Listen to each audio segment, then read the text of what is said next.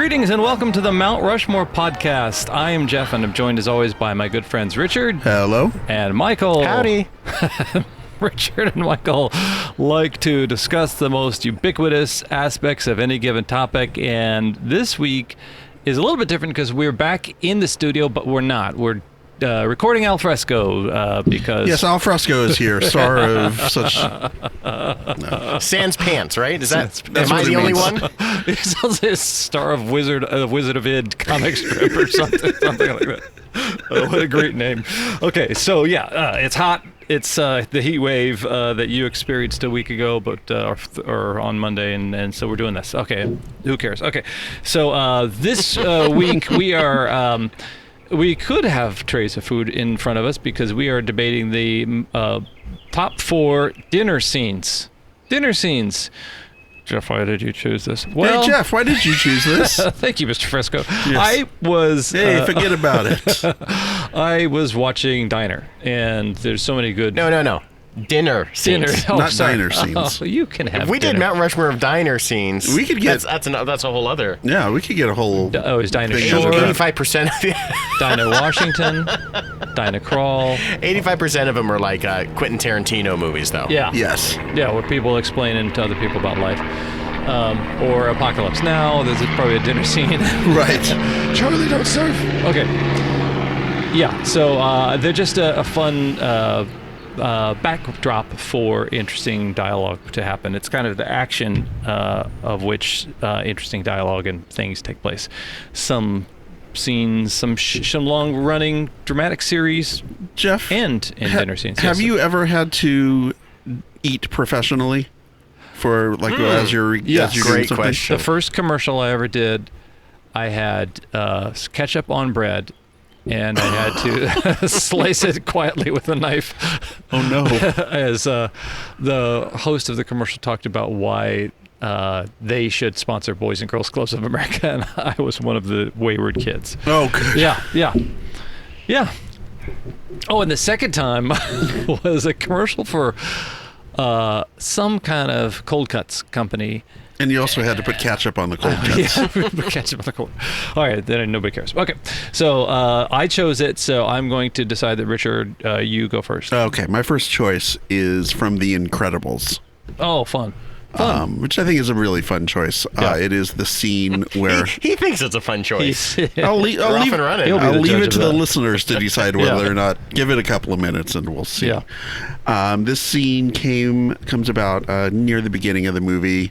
Bob's just been / Mr. Incredible has been let go from his job and also wrecked his car with his giant meaty hands.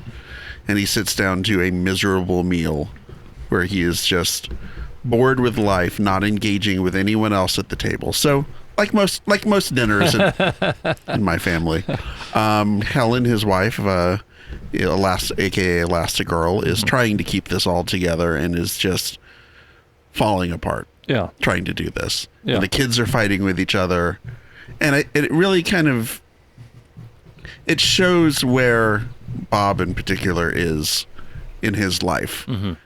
He's living this kind of trying to live this modern suburban life, but he's really a superhero at heart. And it's another. It shows that it's not just at his work where he's feeling this. He's feeling this throughout his life. And there's just a lot of fun little things whenever Elastigirl's trying to separate the kids and she gets her crazy arms, and you get to see all of the kids' powers a little bit as they're fighting with each other. And I think it's just a fun scene. Yeah, it does reveal a lot about the valiant efforts that she's using all her elasticity to try to adhere everybody together and keep things Right. apart, and he's unable to use his superpower, and he's defeating himself. So Yeah, he's it's just fun. sort of there. Yeah. He's not. At one point, she even says, "I need you to engage. I need you to do something," which I think we've all been there when we've had crappy days at work and we've come home and it's just like, I don't want to talk to people. I don't want to have like a family meal. I just want to eat a TV dinner and curl up in bed. Yeah. That's all I want to do. And later on, I there is a certain aspect in which he still thinks his strength is his identity, and later on when he says, "I'm not strong enough," it's because we realize he's not strong enough to lose his family. Right. So it's an interesting character revelation. Yeah. Yeah. Awesome. What a fun one. Okay, Winfield, what do you got? Well, I'm going to move one. I'm going to move my choice up a notch to kind of piggyback on your choice, and it is the SNL sketch "Dysfunctional Family Dinner" from 1998, starring Will Ferrell and Anna Gasteyer and Sarah Michelle Gellar. And it's a 5-minute sketch that starts out for the first 30 seconds just this family of three sitting around the dinner table, and it's all just clinking of utensils on plates and mouth noises as they're eating things. And then the Will Ferrell father character starts to talk about his day, and it just goes off the rails from there. He starts telling a story through this really uncomfortable silence, and then his wife starts to kind of fill in the gaps of the story, and he just starts getting mad, starts saying can I ever finish a story? And the daughter hates him, and he just starts going into this super braggadocious anger role, just Will Ferrell has a way of playing that weird alpha male that must exist in the world that I've never seen. Yeah. But I can imagine. Blustery, blowhard, self-important. And he just starts talking about how he's division manager, and you can't talk to me this way. and then everything settles down again, and it's just so much of the scene is just that uncomfortable silence of just china and metal on plates and cutting meat and vegetables and whatever, and then the daughter erupts and says something awful, and it all culminates with him just getting super mad and screaming, I drive a Dodge Stratus. It's just, it is the smallest things that he is hanging on to in his life. And the scene finally ends with the daughter storming out, and my favorite thing is he pushes all the vegetables off of his plate. Or no, he clears his daughter's plate. He pushes all the meat onto his and all the vegetables onto his wife's plate. And it's that is such a small little detail that is just so perfect, because I don't know how many times there's been an extra piece of whatever food left over that I'm human garbage disposal at dinner.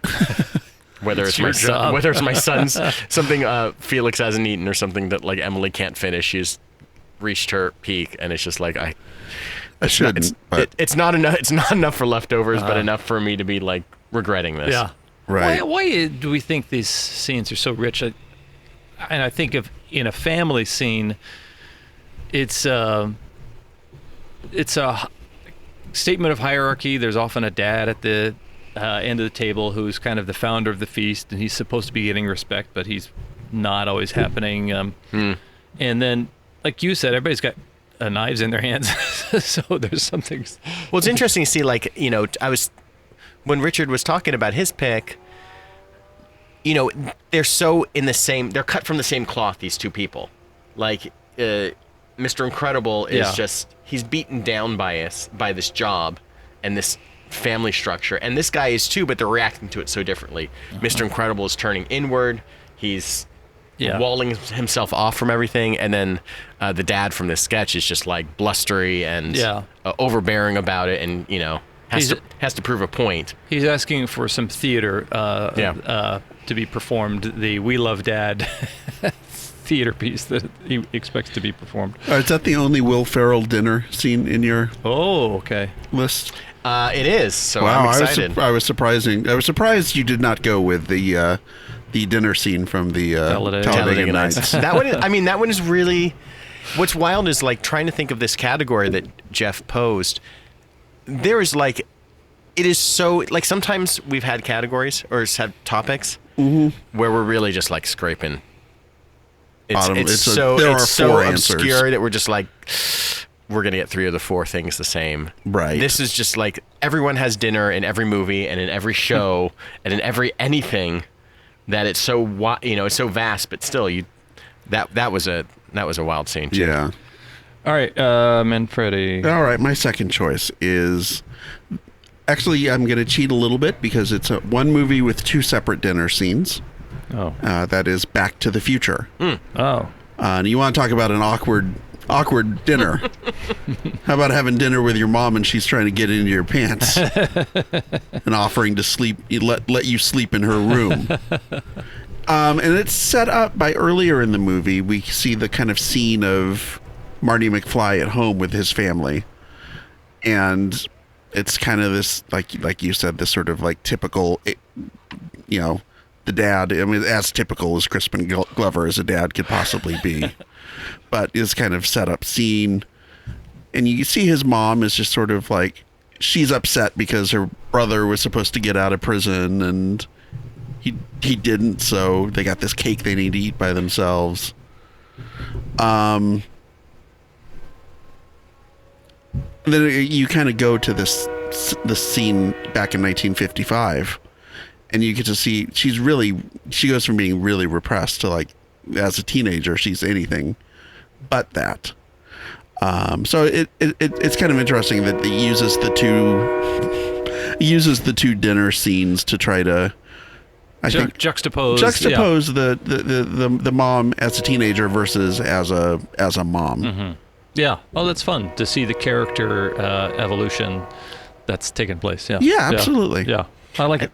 I like the synchronicity in the scene too, where the dad in 1985, they're watching what is it? It's some 50s TV show, isn't it? Yeah, it's The Honeymooners or something. And he's like, oh, this is the one where he, or he's just laughing his ass off because it's a sci-fi one too. Right. He's like dressed up as like a Martian or a spaceman or whatever it is. And then that same one happens to be playing, 30 years earlier.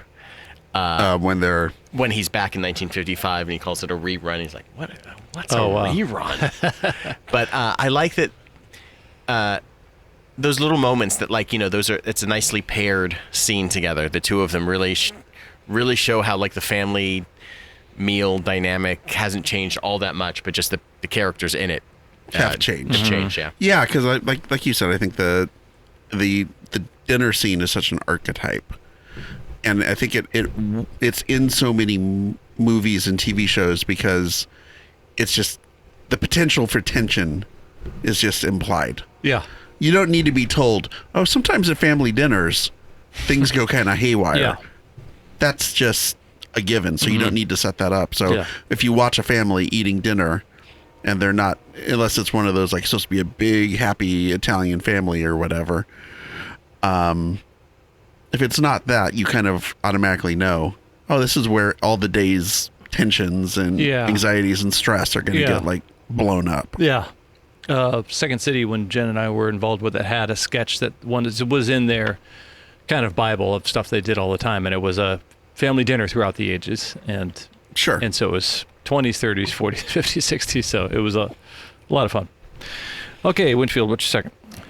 My second choice is the big dinner scene in Beetlejuice. Also on my list. Oh, fun. Okay. Great. As we just talked about how we wouldn't have any choices crossing over. But this scene in particular is so fun because it's just so wild. It comes out of nowhere with Catherine O'Hara starting to sing the Harry Belafonte song. And the possession of everybody at the table, save for Lydia Dietz, to be dancing around to calypso music is just... It's so strange in a movie that is so strange already. It's weird to go back and watch that movie. And it is so out of left field constantly. Yeah. But it feels, there are things that, like, Michael Keaton does that are just very I've never seen any sort of performance like that on screen, save of something from, like, a Robin Williams performance, because he kind of cuts in and out of characters and out of voices and out of impressions and out of just, like, his entire everything about himself within that movie is wild. And then this scene comes out where they're dancing to the Banana Boat song, and the shrimp hands come out and throw everybody down, and everyone's sticking their butt in the air, and they're all dressed up for this just pompous dinner. All these are, like, New York people out in the country. The New York people can't believe they're actually there. They're the people that the Dietzes are trying to impress. Right. They're, like, just coming out to Connecticut or wherever it is just Yeah. It's awful for Yeah. them. It's awful for them, and they're surrounded by all of the mom's like horrendous art that she does, and she's dressed up just like everyone's dressed like it's crazy. I don't know, but this scene is just so great. Well, I just love how everything is set up. Like everything's really like the look of it is very dark and gothic, kind of in a way. Uh-huh. And then all of a sudden the Banana Boat song kicks in and everyone gets possessed, and it's like this. You couldn't have a happier song. Yeah. It is physically impossible to create a happier song than the Banana Boat song. Yeah.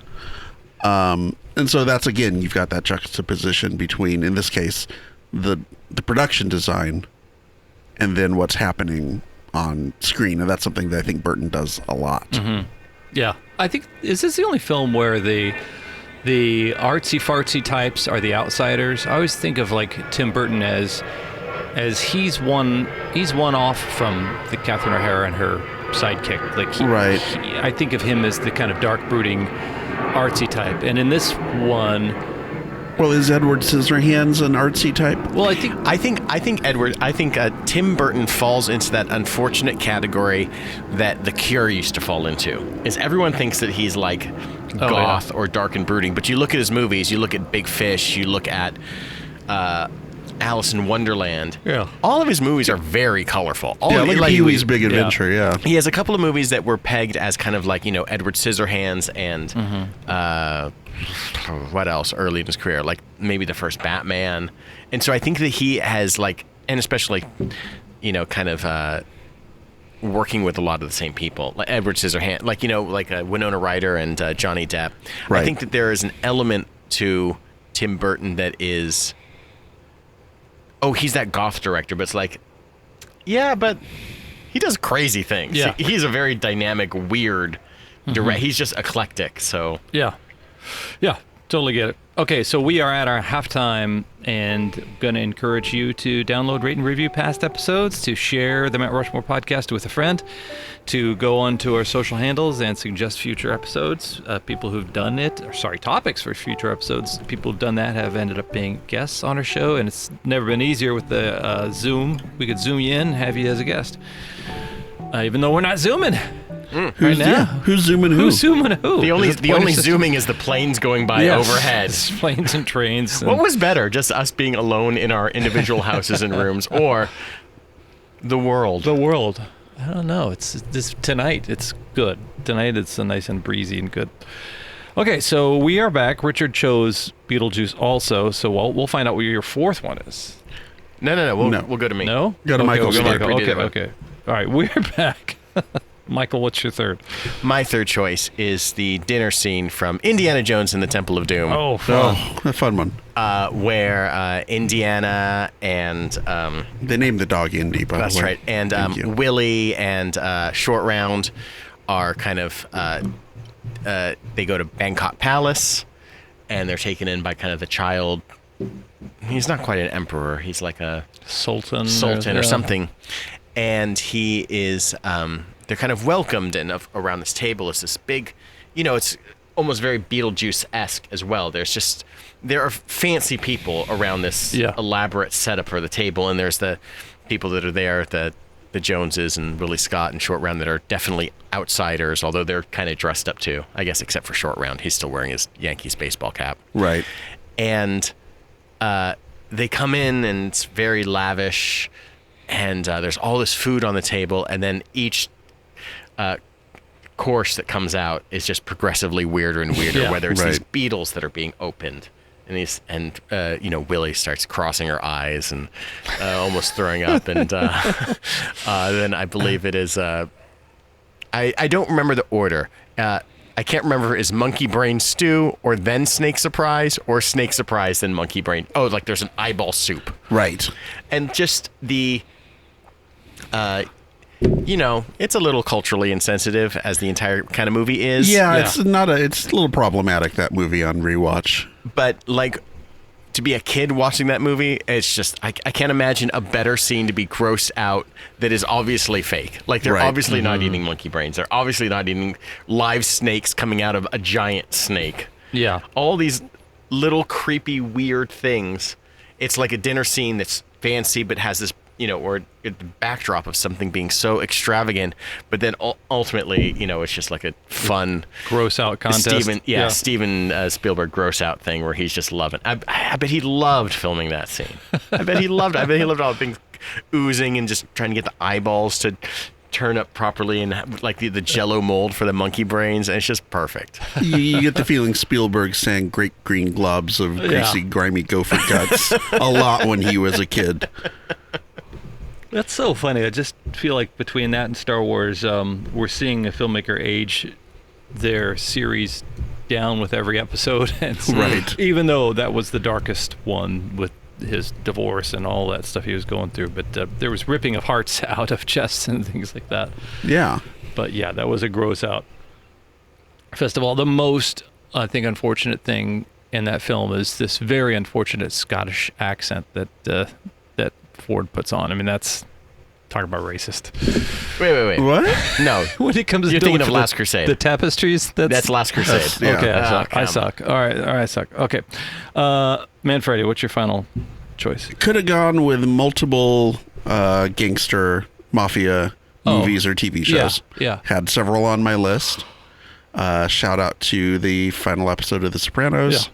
Shout out to Godfather. But I had to go with Goodfellas. Okay. Also on my list. Is it? Okay. Okay, Okay. which one is it, though? The scene that I chose. Well, it's your choice. Okay, so so- let's find your choice. and Okay, let's so see. my choice is after they've done this big bloody murder, and they've got the body in their trunk, and Joe Pesci's character goes to his mom's house Yes, that's the one. because he wants to get a shovel Yeah. or a spade or something like Yeah. that, and his mom wakes up in the middle of the night, sees blood all over him, and you have to make up this story about Hit a they deer. hit a deer, This whole- and all she wants to do is see her boy and make them a nice big dinner. Yeah. Even though it's implied that it's like 11 o'clock, midnight, something like that. She has no problem. She is ready for this situation where This she is like has- her dream situation. She just has a full meal prepared at 11 at night. Although I do believe they put ketchup on spaghetti at some point. Right. There's something weird that happens that's like, what is going on here? Yeah. It's very strange. But that scene Yeah. kind of encompasses Goodfellas, that kind of mixture of things that are very funny but also very horrific at the Yeah. same time. And you can kind of see that playing through Ray Liotta's face as they're sitting down at the dinner table, and he's on one hand he's very revulsed. There's this revulsion of them kind of just talking about this fake deer that they have to chop up and all this stuff.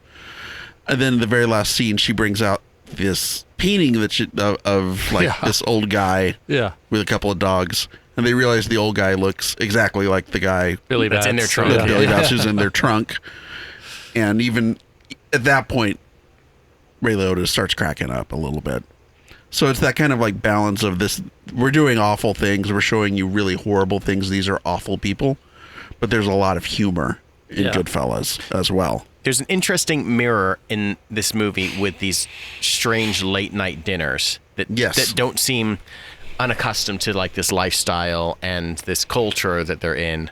I don't mean like an Italian culture. I mean just like a mafia gangster culture where like late in the film when things are getting frantic and it's like near the end and Ray Liotta's character is like running all over town and he's talking about like having to get the drugs this place but then having to also make this dinner for his brother's birthday and to make the meatballs and do the sauce and everything the right way. Right. And then at the end it's also this weird late night 10 o'clock 11 o'clock dinner. And it's a weird family dinner. Like everybody is around this dinner table. And it's way too late for A normal everybody. dinner, A yeah. normal dinner. And everything's like the sauce is burned and everything's kind of like whatever. And people are just kind of strung out around it. And just to compare that like kind of in the midpoint in his life and near the end of this movie is very interesting because they're both like these strange late night dinner things. Right. And one kind of works because it comes from a home and a mom that is loving of her son and loving of her son's friend regardless. Another one is just built on like cocaine. Right. They could have been eating cocaine as Yeah. their main course, and it would have been Yeah. about as appropriate. It does seem like in both those circumstances, the task at hand is interrupted by this ceremonial duty of a meal shared. And Right. like when he's trying to prepare for when he's seeing the helicopters and all that kind of stuff, he's also trying to. Isn't he trying to get ready for a dinner too? He's like picking up stuff from the market. That's all Yeah. part of That's this the dinner day. that He's he's- like, yeah. he's trying to remind people to stir the sauce so it doesn't burn. He's trying to position all these different people in different places, but he's not equipped to do it. Yeah. He's a cokehead and like Right. a gangster, and he's used to living life on the edge, and things are he's falling off every side. Yet at the end of the day, he's still trying to just do like a family dinner for his brother, and it's just like such a total failure. Right, and then another dinner scene in that movie is the prison dinner scene. Yeah. Oh yeah. So Yeah. that's another fun one, and then that one is kind of, versus that last scene that you were talking about. This one, you get the sense that even though they're in prison, they're enjoying their meal a whole lot more than the Hill family did. In that last one that you referenced. for sure. Yeah. Well, that's a lot of fun. What I don't know why I'm so drawn to these. I also think of Italian American dinner scenes of Tony Manero getting his hair muscled in Saturday Night Fever, or another thing that even came to mind was in early days of MTV kind of succeeded in making In Excess popular. These guys, idiots from Australia. Yeah, the really good-looking guy, and then a bunch of goobers behind him. Yeah, and they had just a kind of bacchanal. I think It's called Mad Max. It's called All of Mad them. right. The one thing or something. There was some big Yeah, he's like bacchanal dinner. crawling. Isn't he like Yeah. crawling over the table or Yeah, some? yeah. It's like a Tom Jones sort of like vibe. Sexy, almost Not like that Tom Jones, the movie Tom Jones. Almost a Fellini-esque Tom Jones thing. Food as a sexual metaphor too. That doesn't always happen in all these things with family, but yeah, it's fun. I had place. Big Night written down. Then I remembered that basically the dinner scene never happens. Oh yeah, because Louis Prima never shows up. So I kind of thought about that one like as a, hey, what happens when dinner doesn't actually come off? Yeah. Yeah, this is such a depth to just whatever dinner is. Aliens, or Alien, the first one. yeah. That scene where just the chest burster comes out of William Hurt's chest. It's just John like Hurt. John Hurt. Thank you. Is wild. Another one that I was thinking, as if we're doing like almost made it Honorable mention. honorable mentions. Rocky Horror Picture Show. The big reveal when they have like Rocky splayed out and cut open underneath the table, and they realize they've been eating him at the end. Not Rocky, but somebody else. Maybe it's- Meatloaf. Yes, Whatever Meatloaf. his Thank you. character's name is, I forget. Because I'm not a weirdo. Johnny- I haven't seen Johnny, it 20 times. Yeah, I'm sure it was Johnny. I mean, every 1950s character was named Johnny. Yeah. But like it's it's funny. A lot of I tended to think of like these more like surprise moments that happened at dinner. Sure. Like or like these weird. It's such a weird conflict based thing, just having dinner. But then I don't know how many times that. You could have also done a Disney or Disney adjacent Yeah. dinner scenes. You could have had Incredibles, Lady and the Tramp, Beauty and the Beast. I mean, the list goes on. There's a lot of eating happening in Disney movies.